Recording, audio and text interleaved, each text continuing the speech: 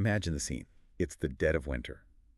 We're talking late 1777, rolling into the bleak start of 1778. Yeah. You're standing at Valley Forge, Pennsylvania, and it is freezing. Not just cold, but that deep, bone-chilling cold that just gets into you. Yeah, misery, pure misery. And when you look around at the Continental Army, the force that's supposed to be winning American independence, you do not see a well-oiled military machine. Far from it. I mean, if you were just dropped into that camp, you'd probably bet against them surviving the month, let alone winning a war. You see, and I'm quoting our source material here, a ragtag group of farmers and tradesmen.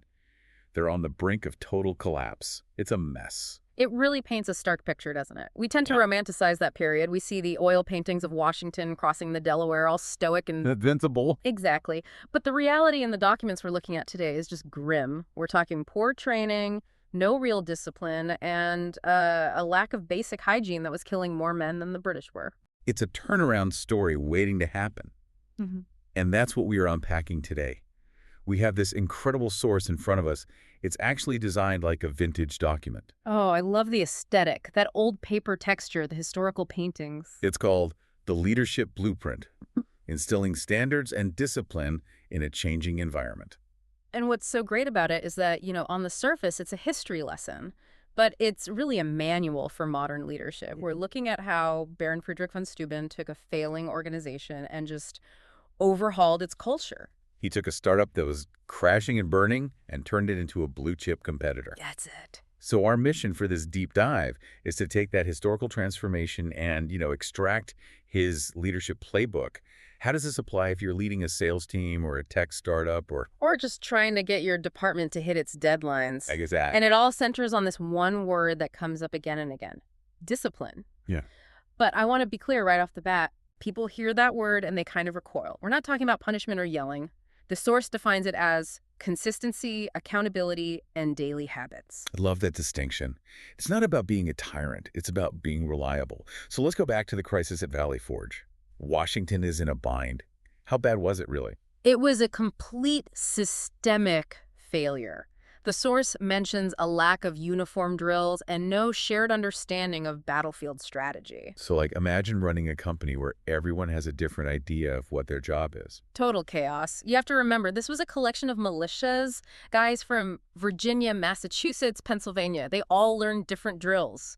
Some French, some Prussian. Some just made up on the spot. Pretty much. So an officer shouts a command like prime and load, and you get chaos. Half the line does one thing, the other half does something else. And in 18th century warfare, timing is everything. It's everything. If you weren't firing together, you're not effective. It was an operational nightmare. They didn't just need food. They needed a system. They needed standards.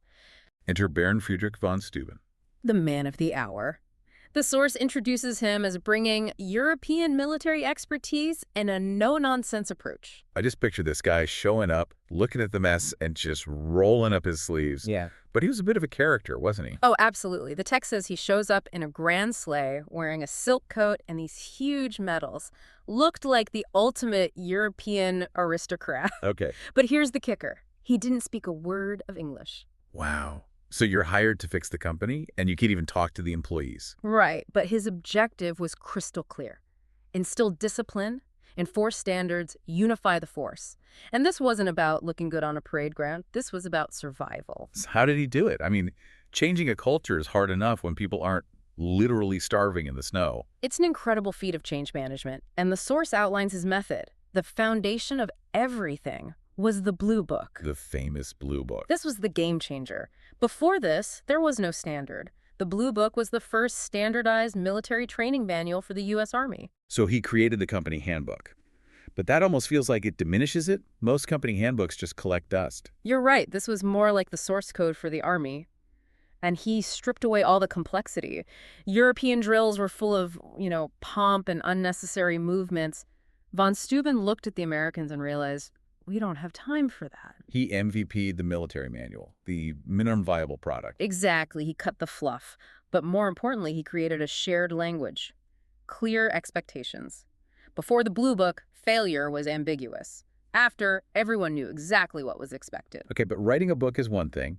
Getting people to follow it is another, especially when you don't speak their language. And this is where the source highlights something I think is just brilliant. Von Steuben led from the front. This is a critical detail, and it's where, honestly, most modern leaders fail.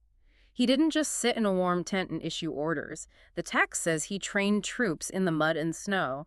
That's such a powerful image, the Baron down in the slush. It is. The lesson here is about embodiment. European officers were aristocrats. They stood back and watched. Von Steuben broke that mold. He grabbed a musket himself.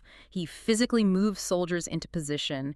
He yelled, he corrected, he demonstrated. We got his hands dirty. Literally. You can't ask for discipline if you aren't disciplined. You can't ask for grit if you're not willing to get in the mud yourself. He built so much credibility because he was right there with them. There's another piece of his strategy that I find just genius, especially for anyone trying to scale a business.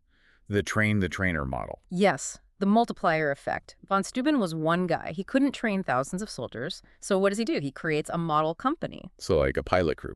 Exactly. He picked 100 of the best men he could find. He trained them personally, intensely, every single day until they were perfect. They became the living examples of the Blue Book. And then what?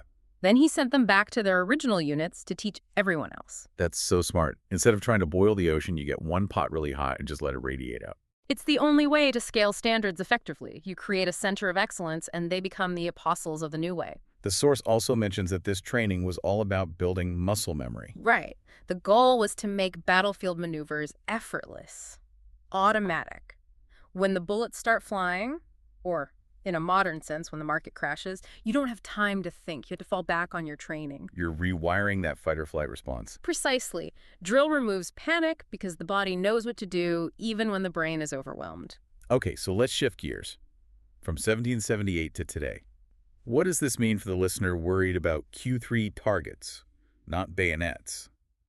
The source breaks this down into a modern leadership playbook. Yeah, it really does. And the first principle is right there. Standards define success. This goes back to the Blue Book. It does. A team without standards is a team without direction. What does good quality control actually look like? What's the standard for customer service response time? Is it 24 hours? Is it 2? It seems obvious, but so many teams just run on vibes instead of actual standards. They do. They assume common sense is common. It's not. Unless it's codified, you get confusion. The goal, as the text says, is to eliminate confusion and ensure alignment. But let me play devil's advocate. Don't standards create bureaucracy? Red tape that slows you down? That's a great question. But remember, von Steuben simplified the drills. He added rules that enabled speed. Think of a professional kitchen. Mise en place is a strict standard. Right, everything in its place. Does it slow the chef down? No. It lets them cook at incredible speed because they're not fumbling around looking for things. Good standards are enablers, not blockers. Okay, that makes perfect sense. Which leads us to the second principle. Discipline as a bridge. I love that phrasing. Discipline is the bridge between goals and execution. What does that mean in practice? The source defines it as following processes and meeting deadlines without exception. It's about the daily habits. You can have the best goal in the world, hit 10 million in revenue, but without the discipline of daily execution, it's just a fantasy. It's the difference between saying you want to run a marathon and actually putting your shoes on every single morning at 5 a.m. That's it, exactly.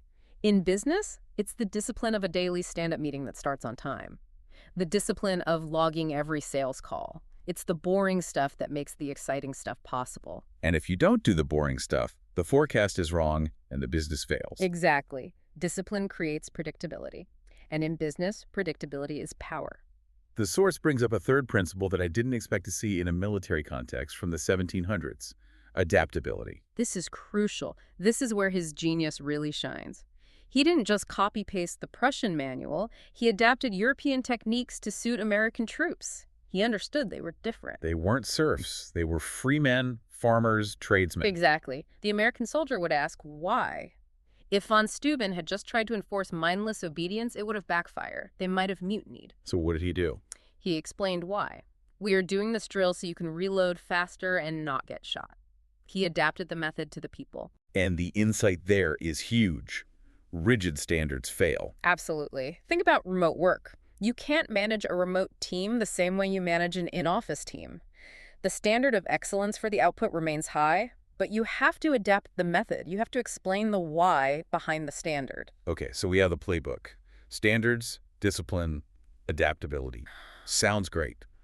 But People hate change. They do. It's human nature. The source even asks, have you ever faced the challenge of raising standards in an organization resistant to change? I think everyone listening is nodding right now. It's the hardest part of leadership. You come in with a new blue book, and the team's reaction is, why? We've always done it this way. So how do you overcome that? The source outlines a few strategies. First up, explain the why. People resist when they don't get the purpose. You have to show how the higher standards benefit everyone, not just the company's bottom line. And strategy 2 mirrors the model company idea. Start with a core team. Yes, don't try to convince the biggest skeptics first. That's a waste of energy. Find your early adopters, the people who are hungry for structure. Empower them, train them, let them influence the others. It's peer pressure, but for good. It is. It's much harder to argue with a peer who's crushing it than it is to argue with the boss. Right. And then, strategy 3, reward and recognize. Positive reinforcement. You have to celebrate the behavior you want to see repeated. If someone adopts the new process, shout them out. Make them a hero. And the ultimate goal of all this is what the source calls shared identity. This is the pinnacle. You transform standards from a mandate, something I have to do, into a cultural expectation, something we do. By the time they left Valley Forge, they weren't just farmers anymore. They saw themselves as professional soldiers. It's the difference between I have to clean my room and I am a tidy person. That's perfect. Yeah. Once the identity shifts, the discipline becomes self-sustaining. The group polices itself. It's just amazing that this all happened in, what, one winter? One winter. By spring 1778, the army was unrecognizable. They marched out of Valley Forge, stood toe-to-toe with the British at Monmouth, and held their ground. They didn't break. Wow. It shows you don't need 5 years to turn a team around. You just need the right blueprint. And the will to implement it. It takes getting in the mud. So let's wrap this up with the final takeaway. The source boils it down to one key sentence. Discipline turns potential into performance. That's the whole thing. Potential is cheap. Everyone has it. That army had potential. They had heart. But without the discipline von Steuben instilled, that potential would have frozen to death in Pennsylvania. That is a mic drop moment right there. Standards aren't constraints. They're enablers. They are. They enable you to execute. Before we sign off, the source leaves us with a provocative question, and I want to throw this out to you, the listener. What's your biggest leadership challenge when raising standards? It's a great question to reflect on. Is it the why? Are you failing to explain the purpose? Is it resistance from the old guard? Or maybe you haven't even defined the standard clearly enough. Do you even have a blue book? Something to think about as you look at your own ragtag teams. Maybe you're just one blue book away from a total transformation. Yeah. Or one winter of training in the mud. Exactly. Get your boots dirty. That's it for this deep dive into the Leadership Blueprint. Thanks for listening, and we'll catch you on the next one. Stay disciplined,